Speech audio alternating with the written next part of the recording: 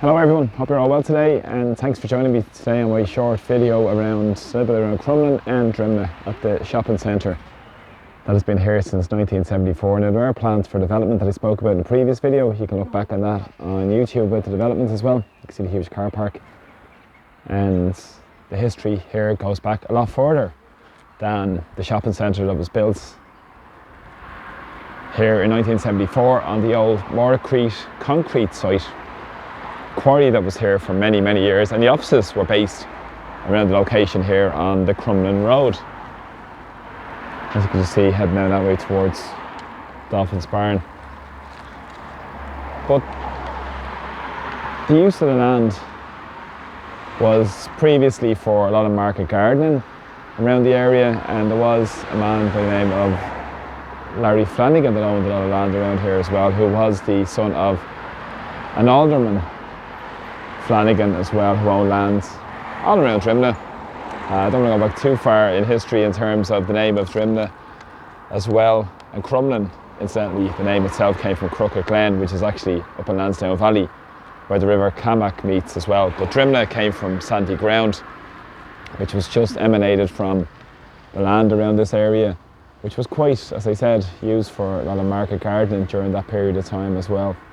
Just below the foothills of the Dublin Mountains from Green Hills, where coincidentally that gets its name as well. But here was a fascinating place as well, because in the 1890s the Dolphin's Barn Brick Company was set up, hence we have the name Brickfields and Brickfield Park. I'll bring you around there in a couple of minutes on the walk. And because he found the soil that was very suitable for using to make bricks, which you see the names in the area: Brickfield Drive, the park I mentioned, as people will call Brickers. A lot of great football teams play there today. Great, lovely park as well in the local area. And here, as I said, was the offices of the Dolphin's Barn Brick Company. Would have supplied bricks for a lot of houses around the Rathmines area, then around Harold's Cross as well. A lot of companies during that period of time, Dublin Artisans Dwelling Company as well, were quite prominent in building houses. I did a video previously around Harold's Cross where they built a lot of houses as well. And I'll walk up and I'll show you a little bit about these houses as well, because it provided a lot of employment to people in the area. But as I will just take a stroll up the Crumlin Road, I'll show you a couple of things.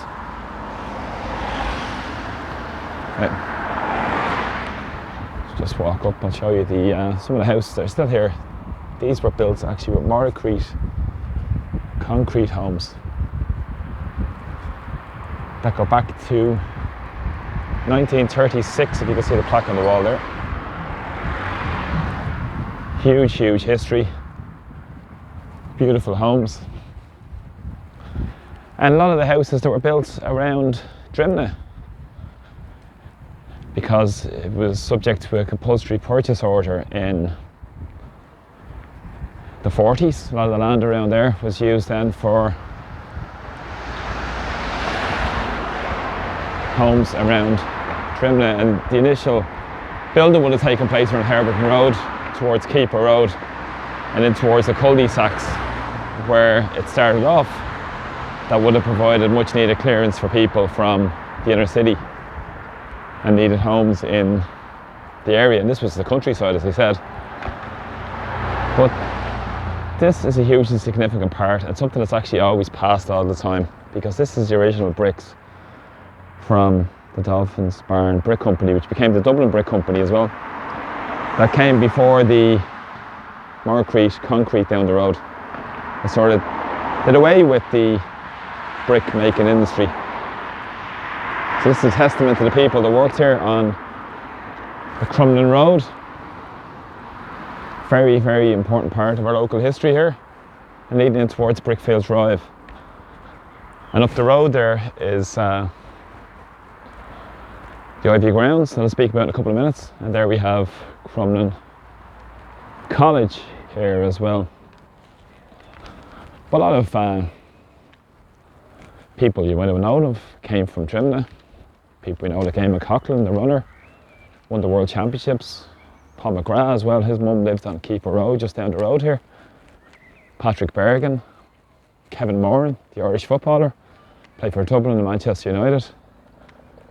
His family had the coconut shop up by Drimnagh Castle, which is the only moat that surrounds a Norman castle built in the time of Strombo. And he gave the lands over to the Barnwell family. And that's a hugely important part of the local history, which is further up. The old Drimnagh Road, which is now the Longboil Road. As we just walk down, I'll show you a couple of things down here. How the area has changed. Just swing around this way.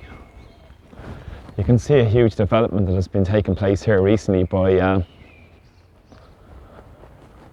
Durkin Developments. It was bought a number of years ago by Greystar Vulture Fund, €123.5 million, and there's over 240 apartments going in there. 282 actually apartments. It varies between 4 to 10 stories. Huge developments, all built to rent, huge money, and it causes huge issues for people in the local community, and it's not providing long-term family homes for people. Huge profits for the Vulture, but again, this is all down to political policies. So as I said, the construction here has caused huge issues as well, and those houses behind me, I think the developer bought those houses. It was reported they bought those 4 houses for €700,000 each, around that figure.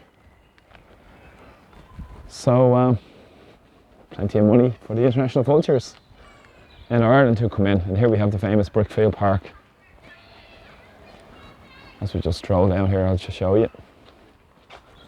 And all the roads in Drimnagh as well are named after famous mountain ranges. You have Galtymore, Sperrin, Benbulben,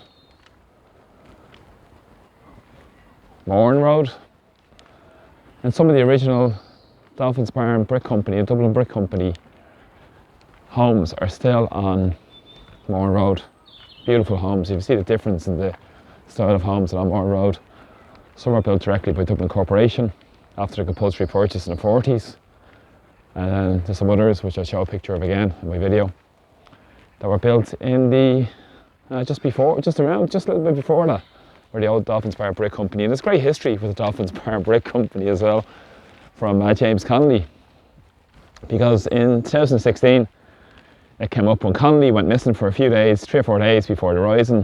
There were some stories that he was being kidnapped by the Irish Republican Brotherhood, but he came out of that meeting as a member of the IRB and involved in the Irish Citizens Army in the Easter Rising. He was held at the Dolphins Bar and Brick Company up on the Crumlin Road there, which I just showed, where the old Sun Drive, the corner of Sun Drive Road, up where the shopping centre is as well. Walk up further as well, there's obviously the Ivy Grounds, which is further across, which was built about in the well over 100 years ago, famous for James's Gate Football Club, Jackie Carey, an Irish international football captain, played for Manchester United and played for Ireland as well, played for the North of Ireland actually and the Republic of Ireland. And Jackie Carey was the captain of St James's Gate over in the Ivy Grounds, just over beyond. And huge history in this area, as I said, around. This is Brickfield Park.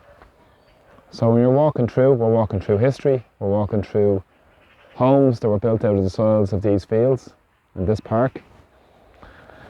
And it's very important to remember our history, our local culture, and our local identities in terms of what's going on in society, because it's crucially important to keep talking about our history as well. So I hope you enjoyed the little walk today, a little bit of local history. There's a lot more names in Drimnagh as well that I probably didn't speak about today. I'll speak about again, and I'll show more areas around the local community with more and more videos. So I hope you enjoyed them, and take care. Please share them. Thanks for all the support. Mind yourselves. See you soon. Slán. Bye bye.